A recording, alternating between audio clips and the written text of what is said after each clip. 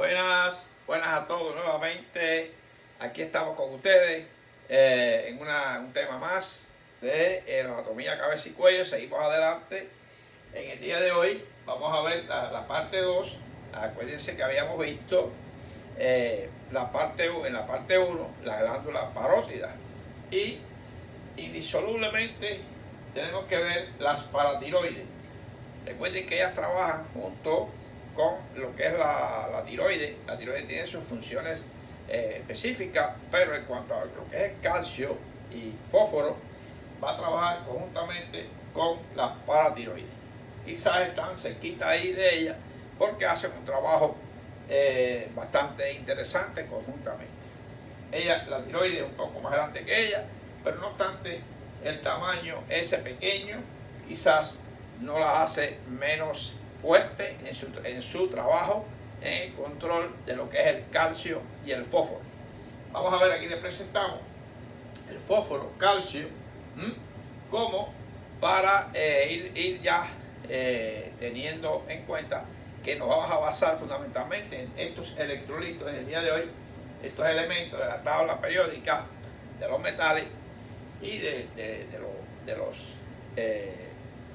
elementos de la tabla periódica que son fundamentales en lo que es la formación de hueso, etcétera, y otras estructuras y funciones del organismo, como veremos en el día de hoy. Ante todo, siempre les recuerdo que si usted vio este video, suscríbase. Si se suscribió, denle a la campanita y lo comparte para así llegue a muchas más estudiantes, muchas más personas que les interesen estos temas y los compartan. Así que seguimos adelante.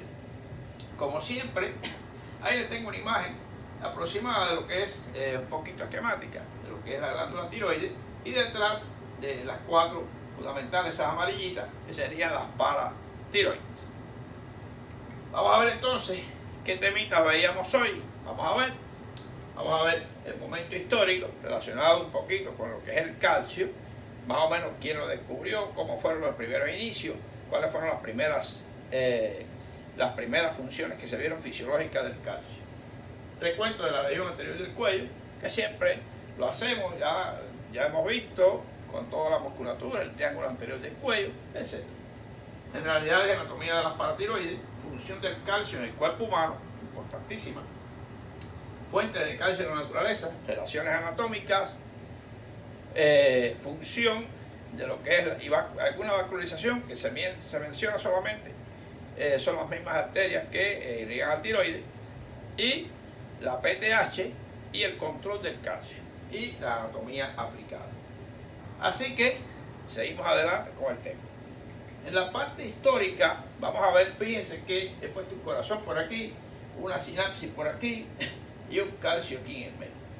Fíjense, y la unión, los electrolitos, prácticamente la electrolisis del calcio o el oxalato de calcio, que de ahí el calcio solo no existe prácticamente en la naturaleza. Algunos aspectos históricos del calcio vienen del latín calex, calcico. Fíjense que fue descubierto por Humphrey Davy en 1808. Prácticamente fue el primero que descubrió estas sales de calcio en que se encontraba presente él. Ringer en 1883 estableció la importancia del calcio para la fibra muscular, muy importantísimo, para la contracción muscular. Fueron los primeros estudios para demostrar la función del calcio en este aspecto. El calcio como segundo mensajero intracelular. Increíblemente se ha demostrado ya hasta nuestros días el papel del calcio que a través de la calmodulina, que es la unión moduladora del calcio dentro de la célula. De estos aspectos veremos un poquito. No solamente vamos a ver las paratiroides, que su anatomía es muy sencilla, de 4 a 8 glándulas, donde están, etcétera, es muy sencillita. El calcio para la liberación de los neurotransmisores, importantísimo, a través de la exocitosis, importante. Y prácticamente son señales existentes entre dos neuronas y entre neuronas de otros tejidos. Y esto fue Katz en 1969. más se fue profundizando un poquito lo que es el calcio en el cuerpo humano, más allá de pensar simplemente que es un electrolito y que forma sales de calcio en el hueso y de ahí la osteoporosis. No, el calcio tiene muchas funciones que pasamos a ver casi. El calcio como elemento básico del lenguaje interneuronal e intercelular. El calcio es un modulador de los puentes de lo que son las comunicaciones de membrana. Prácticamente actúa potenciando lo que es la despolarización, etcétera, esos intercambios a través de membrana, los canales de sodio, canales de potasio, canales de calcio en la membrana. En la secreción de la adrenalina por la médula adrenal participan prácticamente el calcio extracelular. Esto fue demostrado por Douglas y Robin en 1961. Así que prácticamente ir a hablar de los papeles del calcio, como vamos a ver seguidamente, en lo que es la expresión genética, trabajando con la proteína Sonic Headcode, que es importantísimamente, y a través de inducción de la notocorda, cómo se inicia en la primera fase de la embriogénesis, el calcio está presente como segundo mensajero también. Así que el calcio es fundamentalísimo en todo esto. Vamos a ver entonces el calcio en la naturaleza. ¿Cómo lo obtenemos? Bueno, el calcio se puede obtener a través de tabletas, en los alimentos, ¿ves? Prácticamente alimentos de la dieta. Está unido el carbonato de calcio, como les decía, sales de carbonato. El calcio no se encuentra en estado libre en la naturaleza, como les decía. Es un compuesto común, es el carbonato de calcio, una combinación de calcio y carbonato y oxígeno. Esa es la forma en que lo encontramos en la naturaleza. Y hay muchos alimentos que los contienen, pescado, todo lo que es los vegetales frescos, el brócoli, etcétera, que contienen, y todas las semillas tienen calcio. Así que de ahí lo obtenemos. Vamos a ver las funciones generales del calcio, es interesantísimo. Un calcio prácticamente ya en lo que es intracelular tiene que ver con lo siguiente: trabaja en los canales de membrana, en intercambio de membrana, tiene una relación muy directa con lo que es la apoptosis o muerte celular programada en la necrosis, con el gen P53. Ese calcio tiene mucha relación con lo que es la inducción y el control como segundo mensajero de la apoptosis o muerte celular. En la expresión genética, más adelante les muestro un poquito más. En la contracción muscular, en el metabolismo celular, los controles de canales iónicos, como les decía, y en lo que es la secreción de neurotransmisores, formando parte, estimulando lo que se llama el ligando. Más adelante les presento esto. Y ahí a través de lo que es la exocitosis. La exocitosis, si no hay calcio, no habrá una buena liberación de esas vesículas que vienen cargadas de los neurotransmisores, para que ustedes vean que el calcio va más allá del simple electrolito que forma parte de los huesos. Su importancia de sus niveles sanguíneos y sus niveles intracelulares para todo el proceso de esta función celular. Seguimos adelante. ¿Qué hace el calcio en el organismo? Fíjense, el calcio, habíamos visto toda una serie de funciones anteriores. Cuando entra, se une la calmodulina, esta calmodulina, que es la reguladora enzimática fundamental del sistema, o sea, de lo que es el sistema enzimático. También con la troponina y tropomiosina a nivel del músculo, cuando ya entró a través de los túbulos T, se une para lo que es la contracción muscular. En lo que es la formación, ya vienen las vesículas, por ejemplo en la sinapsis, el calcio participa, aquí se lo señalo, para formar lo que se llama el ligando y que se pueda producir una verdadera y adecuada exocitosis. De ahí hay una serie de enfermedades, como por ejemplo el Lambert-Eaton y otras que se estudian que pueden producirse, que son inhiben o traen problemas con lo que es la unión del calcio a este ligando, y trae consigo la poca liberación de acetilcolina. Es interesante este proceso. participa en lo que es la contracción muscular, como les decía, formando parte del complejo troponina-calcio a nivel de lo que es la fibra muscular cardíaca y muscular, sobre todo estriada. Ese es el calcio. Muy importante. Más allá de ser, como les digo, les repito, simple electrolito formando parte de un hueso duro, miren todas las funciones que tiene el calcio como segundo mensajero en lo que es la región, lo que es el área intracelular. El calcio como segundo mensajero, que lo vengo repitiendo, participa como segundo, dado que las señales mediadas por calcio acoplan, fíjense, acoplan los eventos de membrana, expresión genética nucleares que lógicamente trabajan con la proteína Sonic Head-Hot a nivel de la primera inducción que se produce cuando después de la fecundación, que se empieza a formar el cigoto, ahí viene a formarse el disco embrionario y prácticamente por inducción empieza a formarse las diferentes capas, inclusive lo que es ectodermo, y de ahí prácticamente viene el sistema nervioso completo, lo que son las etapas de neurulación primaria y neurulación secundaria. Pues el calcio tiene una relación importantísima en esta inducción, la expresión genética, a través, fíjense, cuando entra lo que es la calmodulina, que es la que el calcio forma la calmodulina, y de ahí todos los procesos que se ejecutan intracelulares, procesos enzimáticos y procesos de expresión genética inclusive. Como les decía aquí, el calcio tiene una actuación tremenda en lo que es la función intracelular. No podemos dejar de entender esto y hay que profundizar en este tema del calcio. Ahora bien, también mencionamos el fósforo, porque el calcio y el fósforo prácticamente hacen su intercambio a nivel tubulo-renal de absorción de calcio, expulsión de fósforo. Y el fósforo y el calcio son los elementos fundamentales del hueso, que forman el hueso. Por tanto, alimentos ricos en fósforo, vamos a ver aquí lo que se llama el fósforo, prácticamente elemento fundamental del ADN. Recordar que el ADN tiene los ácidos nucleicos, que los ácidos nucleicos son un azúcar, una piridina, o la adenina, timina, guanina o citosina, y un azúcar. Está el fósforo también como elemento de fortaleza.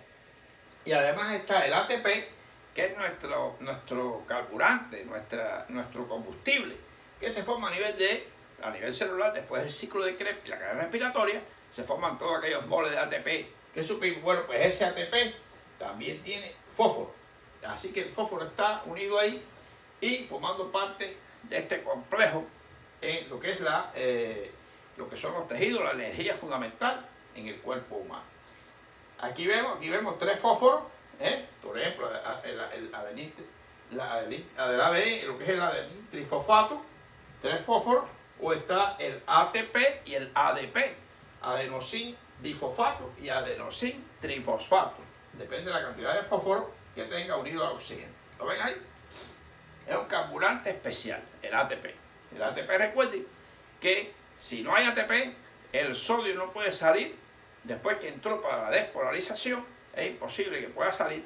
Y ahí viene lo que se llama la debacle en la repolarización. Muy importante. Y así también, por ejemplo, en el caso de la relajación muscular, recuerden que el calcio y las troponinas es para la contracción y tiene que haber una buena cantidad de ATP para la relajación muscular. Por tanto, el fósforo también es importante con estos elementos. Por eso es que estamos estudiando para la paratiroides, calcio y fósforo. ¿Cuántas son y dónde se encuentran las glándulas? Ahora un poquito de anatomía, que es a lo que vinimos, pero no quería dejar de mencionar, y después seguimos con otros aspectos fisiológicos interesantes. ¿Cuáles serían las generalidades? Son 4 glandulitas pequeñas de 4 a 8, que se encuentran en la cara posteromedial de los lóbulos del tiroides, prácticamente formadas de la cresta neural, son de 4 a 8, como le digo, con un peso de 30 gramos prácticamente, miligramos cada una. Son pequeñitas, ahí las tenemos, son pequeñitas. Se confunden inclusive con el tejido tiroideo en el momento de la operación. Muy difícil poder dejarlas, si uno las encuentra, la siembra en el músculo, por ejemplo, esternocleidomastoideo, para que pueda reproducirse en cierta forma. Pero es muy difícil verla, se confunde con el tejido. Detrás y medialmente la glándula tiroides, el lóbulo tiroideo, y prácticamente su función general es los niveles de calcio y fósforo en sangre, y controlados por la PTH, la hormona paratiroidea, que también tiene su factor liberador desde el hipotálamo. Muy importante, la PTH. Vamos a ver cómo funciona esto ahora. Ellas son pequeñas, su anatomía es muy poquita, ligadas prácticamente por las arterias tiroidea superior y tiroidea inferior, las mismas que irrigan al tiroides, le regalan su arterita pequeña para que tengan su irrigación. Ahí prácticamente, de lo que es la anatomía, no podemos explicar más allá. No hay una estructura histológica interesante como lo fue la glándula tiroides, etc. Relaciones anatómicas. Simplemente, fíjense, aquí vamos, donde mejor se ve las relaciones anatómicas sería en este caso. En este corte, vamos a ver que están las glándulas aquí, las paratiroides. Fíjense que se relacionan con la tráquea, el esófago y el recurrente, en esa zona aproximadamente. Aquí está ubicado la parte superior del esófago, cartílago quizá un poquito cricoides, y aquí vemos el nervio recurrente, aquí la vemos a ella, las dos glandulitas, ¿veis? Prácticamente. Y aquí está el laringio superior y el laringio inferior o recurrente. Puede tener una relación también con el músculo constrictor medio de la faringe, constrictor superior o inferior de la faringe, aquí, medio y superior. Y también con el paquete vasculonervioso un poquito más alejado, ¿ven? Porque ellas se encuentran medialmente a los lóbulos tiroideos. Nervio recurrente, tráquea y esófago, cartílago cricoide y tiroides y la laringe. Esas son las relaciones fundamentales de estas glandulitas, ¿ven? Prácticamente. Control con la PTH. Fíjense, estas glandulitas responden a la PTH, que es segregada por, fíjense que la PTH de ella tiene una relación muy directa con lo que es el calcitrol. Vamos a ver quién es el calcitrol ahora. Este calcitrol a nivel prácticamente que se obtiene prácticamente a nivel renal por estimulación de la 20-hidroxi, la 25-hidroxicatecol calciferol o vitamina D. Vamos a ver cómo es esto ahora seguidamente. Este calcitrol estimula a los osteoblastos, o prácticamente le hace una inhibición para que se produzca aumento del calcio en sangre y aumento del fósforo, por una absorción que esto provoca un aumento del calcio en la sangre. ¿Ven? Y este calcitrol estimula la absorción intestinal de calcio y fósforo. ¿Qué pasa a nivel prácticamente renal? Aumento de calcio y pérdida de fósforo, un intercambio negativo. En este caso sería que aumento de calcio en sangre depende de la PTH y el calcitrol, un feedback entre ellos, y a esto produce aumento del calcio, disminución de fósforo, o disminución del calcio, aumento de fósforo. Sobre todo a nivel de los túbulos renal proximal, túbulo contorneado proximal, fundamentalmente. Esto es un esquema general que le digo. Ahora bien, si analizamos, cuando hay una disminución del calcio y aumento del fósforo, hay una estimulación positiva a la secreción de PTH. Y todo lo contrario, si aumenta el calcio y aumenta el calcitrol, lógicamente hay una disminución de la producción de PTH. ¿Ve? Aumentó el calcitrol, lógicamente, si aumenta, hay menos estimulación para que se produzca la PTH. Si aumenta la PTH, aumenta el calcitrol a través del riñón. Y entonces, por lo tanto, los niveles de calcio y calcitrol van a controlar la secreción de la PTH de forma de feedback. Y así, si disminuye el calcio, va a haber una estimulación para la producción de PTH para que finalmente vaya a lo que es la reabsorción ósea y aumente este calcio en sangre nuevamente. Recuerden que hacía el tiroides con la calcitonin, metía el calcio en el hueso, ¿ves? Estimulando los osteoblastos. En este caso, la PTH estimula a los osteoclastos para que el calcio salga del hueso y aumente en sangre. Es una explicación que le doy para que se pueda entender rápidamente. Pero la explicación mejor viene por ahí ahora. ¿Qué vemos cuando hay relación vitamina D, calcio y calcitrol? Muy importante. Todo empieza cuando la vitamina D, que no es en realidad una verdadera vitamina, ¿ve? Prácticamente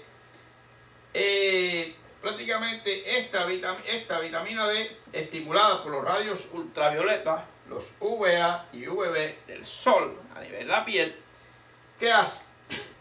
Convierten lo que es la 7-hidroxicolesterol en provitamina D, y inmediatamente, como que es tan lábil, esa provitamina D inmediatamente se convierte en esa provitamina D en vitamina D.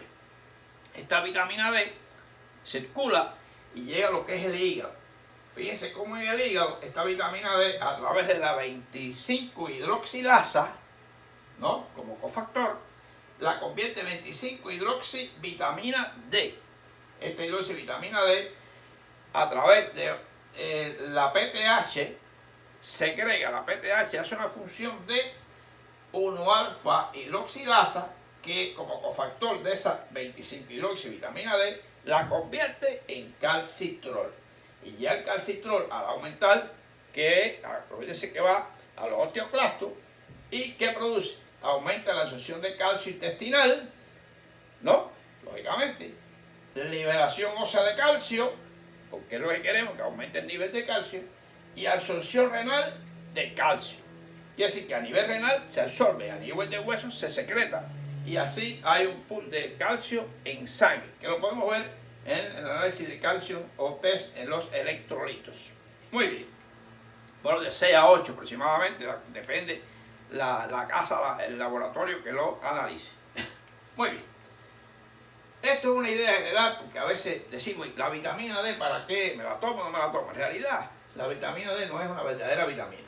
Ella entra, estimula, como 7 de hidroxicolesterol, que se convierten cuando ya los rayos UVA y UVB le producen esta estimulación. Y de ahí la forma que les expliqué para que cómo llega a ser calcitrol. Y ese calcitrol al aumentar hace un feedback, como les decía, hace un feedback negativo hacia, si aumenta el calcitrol, le puse tabaminerol, hace un feedback negativo para que disminuya la PTH nuevamente. Por tanto, bueno, ahora bien, ya vimos un poco la anatomía, ya vimos qué cosa es el calcitrol, ya vimos que la vitamina D, todo esto, la influencia de los rayos ultravioletas, etc.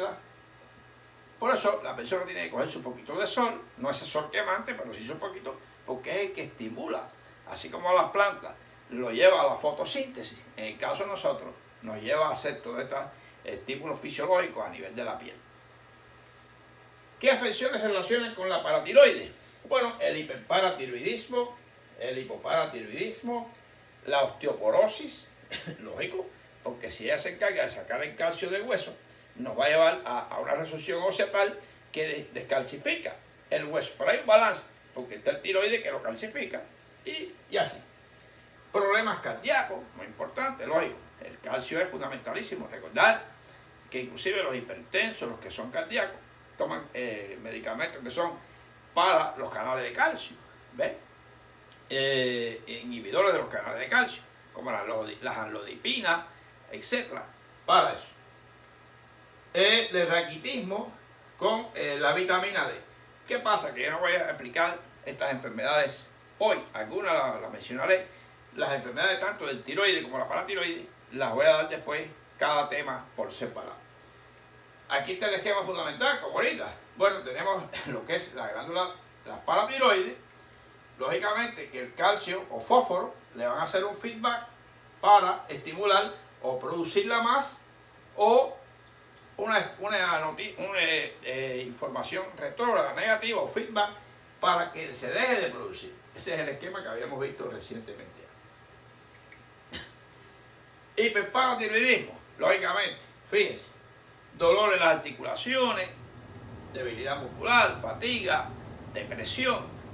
problemas para concentrarse. Todo esto el calcio va a tener que, lógicamente, al no haber una cantidad hay hiperparatiroidismo, lógicamente, aumenta mucho el calcio, sale el calcio del hueso. Puede haber alteraciones también en lo que es la sinapsis, etcétera. Lógicamente, problemas para concentrarse, pérdida de apetito y osteoporosis, que se puede detectar fundamentalmente, puede ser por fracturas patológicas, etcétera, estos dolores articulares, y además por la densitometría ósea. Prácticamente cuando hay una osteoporosis grave, cae en el rango del rojo. ¿Ves? Va de una osteoporosis normal a una osteopenia a una osteoporosis grave, que se puede detectar por la densitometría ósea, este esquema que ustedes ven. ¿Qué es la osteoporosis? Fíjense que hay problemas hormonales relacionados con problemas hormonales. La raza caucásica o asiática son más frecuentes, se ha demostrado que un 35% de más. La menopausia, el lupus eritematoso, la esclerosis múltiple, bajo consumo de calcio, trastornos de alimentación y cirugía gastrointestinal. Lógicamente la cirugía gastrointestinal hace un shunt, desapareció parte del intestino y no hay una absorción adecuada. Por tanto, se asocian con la osteoporosis. La osteoporosis es, fíjense, hay una densidad normal y hay un hueso carcomido. Este es un esquema general de cómo se ve, como si fuera un enfisema en el caso del pulmón, que se ve como área que no hay buen parénquima. Así el hueso se va a poner en el caso de la densitometría.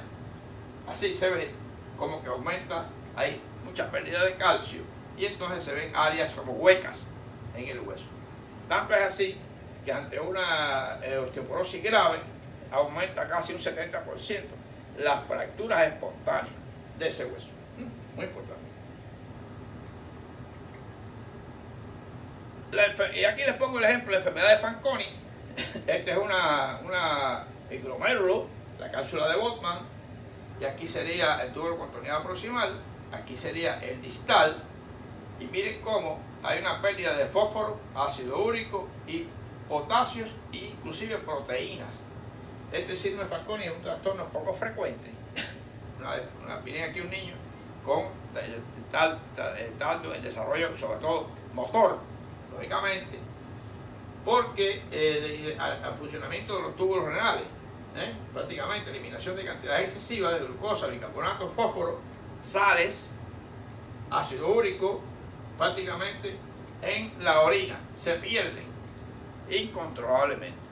Y de ahí que la enfermedad de Fanconi prácticamente, acuérdense que esta es la luz del túbulo y aquí sería ya excreción, ya ahí se perdió ácido úrico, va a afectar el boom, va a afectar lógicamente, se pierde fósforo y así el hueso también puede carcomerse y prácticamente se destruye y trae consigo esta enfermedad de Fanconi.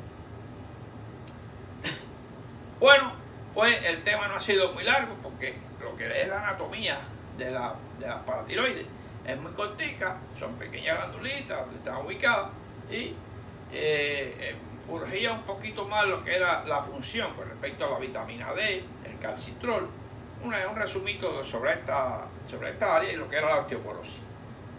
¿Ves? Porque lógicamente saca el calcio del hueso hacia la sangre para aumentar el trabajo de ella, aumentar el nivel de calcio en sangre.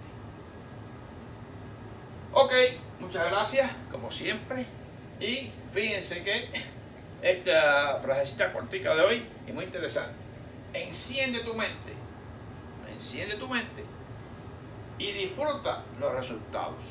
Es como se dice, te vas a tener que quemar estudiando, pero después, cuando seas médico, ya profesional, vas a disfrutar los resultados. Así que quemarse primero y disfrutar después. Así que nada, seguimos adelante con ya, después vamos a ver lo que es algunas patologías referentes al tiroides y referentes a lo que es la paratiroides. Sobre todo las enfermedades en cuanto a tiroides, la enfermedad de Graves-Sedou, la tiroiditis Hashimoto y por acá algunas otras afecciones un poquito más serias de lo que es las afecciones de las paratiroides con referente al calcio. el niño de cristal, una serie de patologías por ahí que son bonitas, son interesantes. Vamos a hacer unas cuantas de videos que lo que sigue, a forma de resumen, cortico, lo más importante, sobre estas patologías. Así que nada, seguimos con ustedes, seguimos adelante y a suscribirse y a compartir para que llegue a la mayor cantidad de personal interesado, de estudiantes y profesionales que quieran recordar esta materia como tal.